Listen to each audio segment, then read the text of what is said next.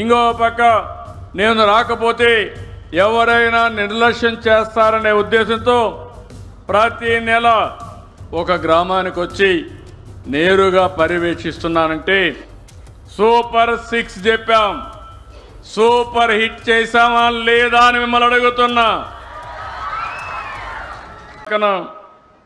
ఎవరైనా చనిపోతే చనిపోయిన నెల నుంచి వితంతో పింఛన్ ఇస్తున్నాం. ఇంకొక పక్క మీరు చూస్తే ఒక నెలలో తీసుకోకపోతే రెండో నెలలో ఇస్తున్నాం. ఆ విధంగా ఈ నెలలో 10,579 మందికి 4,23,00,000 వితంతో పింఛన్లు ఇచ్చాం. రెండో నెల కూడా పింఛను రెండు కలిపితే 1,34,023 మందికి 108 కోట్లు ఇచ్చాం.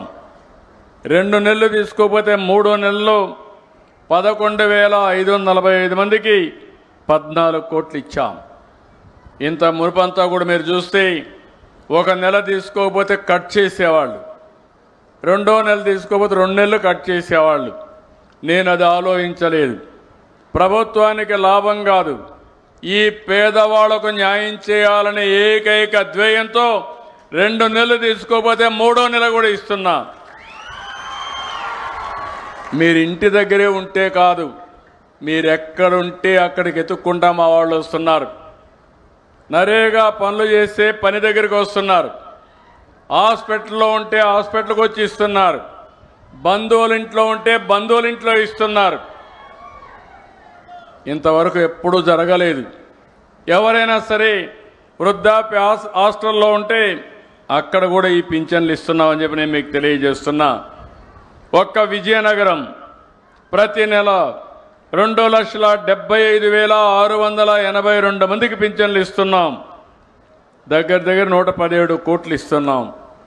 గజపతి నగరం నియోజకవర్గంలో 39,641 మందికి ఇస్తున్నాం, 17 కోట్లు ఇస్తున్నాం. మీ దత్తి గ్రామంలో 706 మందికి నెలవారీగా 29 లక్షల రూపాయలు మీకు ఇస్తున్నాం. మీ ఆదాయం వ్యవసాయం కంటే పింఛన్లోనే ఎక్కువ ఆదాయం వస్తూ ఉంది.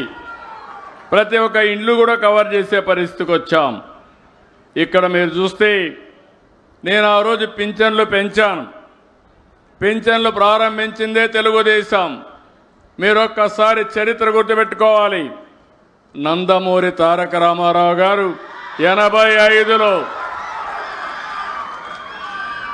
30 రూపాయలతో ప్రారంభించిన పింఛన్ ఇది. నేను 95లో ముఖ్యమంత్రి అయినప్పుడు 75 రూపాయలు చేశా. మళ్ళీ 2014లో ముఖ్యమంత్రి అయినప్పుడు 1000 రూపాయలు చేసి 2000 చేశా. 200ని 2000 అంటే దగ్గర 10 రెట్లు పెంచిన ఏకైక ప్రభుత్వం ఆ రోజు తెలుగుదేశం ప్రభుత్వం. ఆ తర్వాత మీరు చూస్తే మొన్న నేను వచ్చిన తర్వాత 24 ఏప్రిల్ నుంచే పెంచుతానని చెప్పాను. మీరు ఓట్లేసి జూన్లో వేశారు.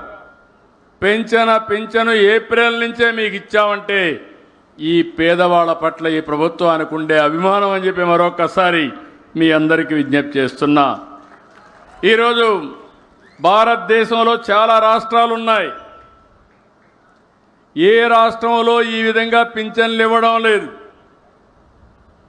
ఈరోజు మీరు చూస్తే 4,000 వితంతువులకి వృద్ధులకి, 6,000 రూపాయలు దివ్యాంగులకి, ఎవరైనా కిడ్నీ పేషెంట్ ఉంటే అదే మరిగా డయాలసిస్ చేసుకుంటే 10,000 రూపాయలు ఇచ్చాం. అదే సమయంలో బెడ్కే పరిమితం అయిపోతే అలాంటి వాళ్లకు 15,000 ఇస్తున్నాం. అంటే ఈ ప్రభుత్వం ఒక మానవత్వంతో ఆలోచిస్తున్నాను. ఇంకో పక్క నేను రాకపోతే ఎవరైనా నిర్లక్ష్యం చేస్తారనే ఉద్దేశంతో ప్రతి నెల ఒక గ్రామానికి వచ్చి నేరుగా పర్యవేక్షిస్తున్నానంటే ఏ ఒక్కరికి ఇబ్బంది రాకూడదనే ఉద్దేశంతోనే ఈ కార్యక్రమాన్ని చేపట్టానని చెప్పి మీ అందరికీ తెలియజేస్తున్నా. రాష్ట్రంలో దేశంలో 29 రాష్ట్రాలున్నాయి. ఉత్తరప్రదేశ్ మనకంటే 3 రెట్లు ఎక్కువ ఉంది. పెద్ద రాష్ట్రం. వాళ్ళు ఇచ్చేది 560 కోట్లు. తెలంగాణ రాష్ట్రం నేనే ఆ రోజు సంపద సృష్టించాం. మనకంటే ఆదాయం ఎక్కువ వస్తుంది. ఈరోజు అక్కడ ఇచ్చేది 879 కోట్లు.